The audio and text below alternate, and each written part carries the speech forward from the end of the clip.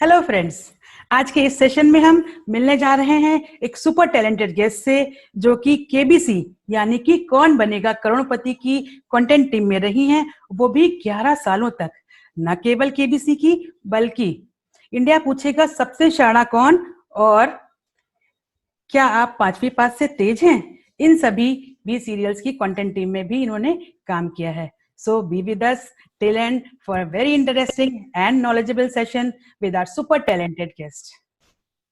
I, Vandana Gupta, is inviting our super talented guest, the Knowledge Pro, Dr. Archana Sharma. Hello Archana ji. Welcome to our show दिल की बातें. Thank you, बहुत बहुत धन्यवाद कि आपने मुझे अपने शो पे बुलाया और मुझे काफी अच्छा फील हो रहा है, काफी ऑनर्ड फील कर रही हूँ मैं। तो अर्चना जी, हमारे दर्शकों को बताइए कि ये टीवी चैनल्स के संग आपकी जर्नी कब और कैसे शुरू हुई? मैं अपने बारे में थोड़ा सा बताती हूँ कि मैं एक स्मॉल टाउन की लड़की रही हूँ और बिहार के एक बेगूसराय जैसे बहुत छोटी जगह में मेरा बचपन गुजरा। मेरी स्कूल की पढ़ाई वहीं हुई, लेकिन कहीं ना कहीं एक सपना था कि जिंदगी में आगे बढ़ना है, अपने पैरों पे खड़ा होना है। I think Begusarai is in Bihar. जी, बिहार। राइट। और फिर मैं दिल्ली यूनिवर्सिटी में आई यहाँ से। उसके बाद मेरी कॉलेज की पढ़ाई सारी यहीं से हुई, मैं पीएचडी तक की। और फिर इसी दौरान मैं ग्रेजुएशन के बाद यूपीएससी की तैयारी कर रही थी। तो कहीं ना कहीं था कि मुझे अपने पैरों पे खड़ा होना है और मेरे लिए मुझे दो ही फील्ड में काम करना था, या तो मैं प्रशासनिक सेवा में काम करना चाहती थी या फिर मीडिया लाइन में। तो प्रशासनिक सेवा में हुआ नहीं और फिर मेरी शादी हो गई, पीएचडी मैंने कंप्लीट की तो घर में बैठी थी, बच्चे भी हो गए थे। फिर अचानक से एक दिन मेरे फ्रेंड का फोन आया जो कि केबीसी में जॉब करता था पहले। तो कि केबीसी स्टार्ट हुआ था 2004 में, मतलब 5 में स्टार्ट हुआ था, 4 से उसका काम वगैरह स्टार्ट हो गया था। तो उसका मतलब फोन आया केबीसी का जो फर्स्ट सेशन हमारा स्टार्ट हुआ था वो 2004 में हुआ था। Second session? नहीं, सेकंड सीजन था ये। ओके। तो उसने बोला कि इस तरह की ओपनिंग है, करना है क्या? मैं बिल्कुल करना है। फिर मैं गई, वहाँ पे इंटरव्यू हुआ, फिर उसमें मैं पास हो गई और मेरा सिलेक्शन हो गया।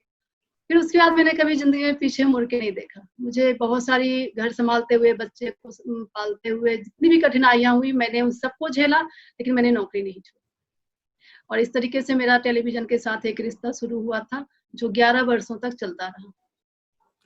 फ्रेंड्स, 11 नहीं, हाँ 11 वर्षों तक चलता रहा। फ्रेंड्स, मोहताज नहीं है औरत किसी गुलाब की, वो तो खुद बागबा है इस कायनात की।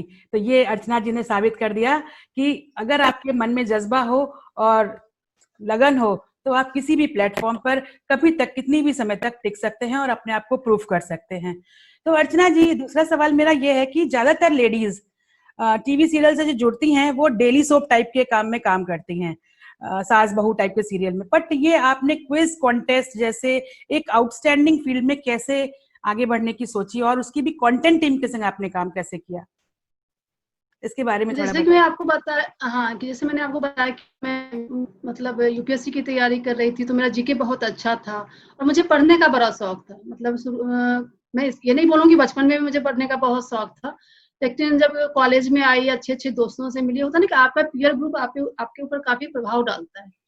तो उसी का प्रभाव, मेरे जो टीचर्स थे कॉलेज में, जो दोस्त थे, तो सबका एक प्रभाव था कि मुझे पढ़ने का शौक मेरे अंदर पैदा हुआ और मैं पढ़ती रहती थी। तो इसी का नतीजा था कि मेरा केबीसी में सिलेक्शन भी हो गया, क्योंकि वहाँ पे रिटन टेस्ट मुझे देना पड़ा था। और केबीसी एक ऐसा प्लेटफॉर्म है जहाँ पे आपको बेइंतहा जितना चाहे पढ़ सकते हैं, मतलब सिर्फ पढ़ना ही है आपको और उसके अलावा आपको कुछ नहीं करना है।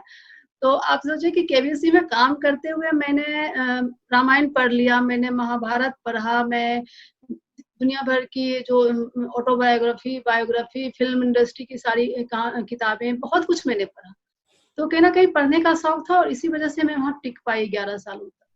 और इसी में मुझे डेली शॉप में जो एक नेचर होता है काम करने का, वो शायद मेरे अंदर था नहीं। मेरे अंदर पढ़ने का शौक था, तो केबीसी ही मेरे लिए परफेक्ट प्लेटफॉर्म। अर्चना जी, जैसे मैंने 2 सीरियल्स का तो मैंने नाम लिया अभी, बट मुझे लगता है आपने इसके अलावा भी कई नॉलेज और क्विज कॉन्टेस्ट में काम किया है। उनकी कंटेंट टीम के संग, तो आप उन सीरियल्स के बारे में भी प्लीज बताएं। हाँ, जैसे कि मेरा स्टार्टिंग तो हुआ केबीसी से, उसके बाद एक हार्ट बीट नाम मैंने उसमें किया, शाहरुख खान के साथ था, उसमें मैंने काम किया। फिर बॉलीवुड का बॉस एक आया था, उसमें बोमन ईरानी के साथ था, तो उसमें मैंने काम किया। फिर एक था स्पोर्ट्स का सुपरस्टार, वो मिनी माथुर के साथ था, उसमें काम किया। फिर राजदीप सरदेसाई के साथ अभी भी आ रहा है वो प्रोग्राम, तो इंडिया टुडे पे एक करंट अफेयर्स पे क्विज शो है, तो उसका नाम अभी मुझे याद नहीं है, तो उस पर मैंने काम किया। तो इसके अलावा किरण बेदी के साथ मैंने आपकी कचहरी किया। तो इस तरह की से काफी, अभी बहुत सारी प्रोग्राम्स के मुझे नाम भी याद नहीं है, मतलब काफी, क्योंकि 11 साल का समय कम छोटा नहीं होता है, तो बहुत सारे प्रोजेक्ट्स में मैंने काम किया। अर्चना जी, जैसे आप औरतों के काम से हट के काम कर रही हैं, थोड़ा जैसे लेडीज ज्यादातर बुटीक पार्लर इस तरह काम करती हैं, और आप बिल्कुल डिफरेंट जोनर में काम कर रही हैं, तो उसमें आपकी फैमिली का कितना सपोर्ट आपको मिलता है? फैमिली का सपोर्ट तो मिलता ही है, क्योंकि जब मैंने जॉब ज्वाइन किया था तो मेरी बेटी 2 साल की थी, और जब मैंने जॉब ज्वाइन किया तो मेरी दादी मेरे साथ आके रहने लगी, क्योंकि मेड के ऊपर आप बच्चे को छोड़ के नहीं जा सकते हो। तो मेरी दादी मेरे साथ रहने लगी। जॉब करते हुए ही मुझे मेरी दूसरी बेटी हुई, तो उसको भी मेरी दादी ने पाला। मेरी सिस्टर काफी मेरे सपोर्ट में रही, मेरे ब्रदर थे, मेरी भाभी थी, तो पूरा का पूरा परिवार मेरे साथ हमेशा एक पिलर की तरह खड़ा रहा। और यही वजह था कि मैं मतलब करियर में आगे बढ़ती गई, और मैं निश्चिंत होकर मैं जॉब करती रही, और जॉब के बाद मैंने अभी जो काम कर रही हूँ, सब भी फैमिली के सपोर्ट के बगैर कुछ नहीं हो सकता है। फैमिली का सपोर्ट काफी रहा मुझे, मैं इस मामले में बहुत लकी रही। हाँ, इस मामले में आप बहुत लकी रही, तभी आप इतना आगे बढ़ पाई हैं। तो अर्चना जी, ये बताइए, जैसा कि ये ग्लैमर वर्ड, ये टीवी सीरियल या मीडिया वर्ड जो को लोग कहते हैं इट्स मैंस वर्ड, तो जैसे आपने इसमें काम किया, तो इसमें कभी आपको किसी तरह की दिक्कत या असुरक्षा की भावना, इस तरह कोई सामना फेस करना पड़ा आपको? इस मामले जैसे में आपको मैं रात में भी कभी कभी शूटिंग पे जाना होता था, दिन में भी जाना पड़ता था, तो औरतों को घर से निकलना रात बिरात, तो वो थोड़ा सा अनसेफ लगता है, कि इस बारे में आपको कभी कोई कठिनाई का सामना करना पड़ा? इस मामले में भी मैं खुशकिस्मत अपने आप को बोलूंगी कि जो भी मेरे ऑफिस का माहौल था बहुत ही अच्छा था, बहुत ही वुमेन फ्रेंडली था। शूट पे तो मैं ज्यादा नहीं जाती थी, क्योंकि मैक्सिमम प्रोग्राम्स के शूट मुंबई में होते थे, लेकिन दिल्ली में जो भी शूट हुए, जैसे कि स्पोर्ट्स का सुपरस्टार था, या तो उसमें मैंने शूट पे भी मैं जाती थी। और मैं आपको बताऊं कि मैं मतलब पूरी टीम चली जाती थी, क्योंकि मैं कंटेंट टीम में थी। तो पूरी टीम के जाने के बाद भी कंटेंट के 2-3 लोगों को वहां पे रुकना पड़ता था अगले दिन की तैयारी के लिए। तो रात के 1 बजे 2 बजे रात तक मैं स्टूडियो में बाकी 2-3 मर्दों के साथ रहती थी। लेकिन मैंने कभी भी, मुझे कभी कोई फीलिंग नहीं है इससे आई, ना कभी किसी भी मेरे जो भी कलीग थे या फिर बाकी जो भी लोग थे, उन्होंने मुझे कभी भी अनकंफर्टेबल किया, कभी नहीं, ऐसा कभी नहीं हुआ मेरे साथ। और इस मामले में मैं अपने आप को बहुत खुशकिस्मत समझती हूँ। और अगर मैं अपने नजरिए से बोलूं तो मुझे लगता है दुनिया उतनी भी अनसेफ नहीं है। तो आपसे बात करके एक बात और क्लियर हो गई, कि जैसा कि माँ बाप सोचते हैं कि लड़कियों को रात में नहीं निकलने देना है या ग्लैमर वर्ड में नहीं जाने देना, या आजकल जो टीवी का माहौल या न्यूज में जो माहौल चल रहा है, उससे आपको कोई भी दिक्कत नहीं हुई, और आपका एक्सपीरियंस दुनिया के संग बहुत अच्छा रहा।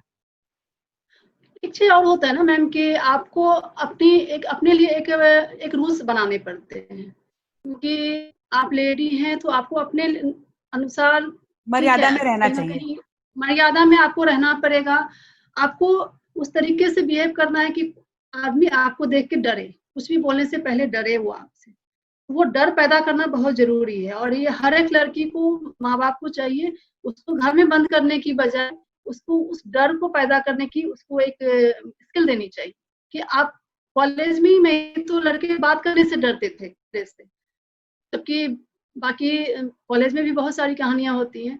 तो कहीं ना कहीं वो चीज था कि मैंने अपने आप को बहुत ही बोल्डली रखा, बहुत बोल्डली में बिहेव करती थी। लोगों को, तो लोगों को लगता था नहीं, ये मतलब यहाँ पे अगर कुछ, शायद मुझे लगता है कि अगर ऐसा कुछ हुआ तो मामला गड़बड़ हो सकता है। तो अपने आप को उस मर्यादा, उस बोल्डनेस के साथ रखना पड़ता है। Very true. तो अर्चना जी ने ये टीवी की सीरियल्स के संग की जर्नी तो बहुत अच्छी तय की, लेकिन इसके साथ साथ अर्चना जी हमारे बच्चों के लिए बहुत ही सुपर डुपर काम कर रही हैं। इन बच्चों की फिजिकल, मेंटल और ओवरऑल डेवलपमेंट के लिए ये एक नई कंपनी चला रही हैं अपनी।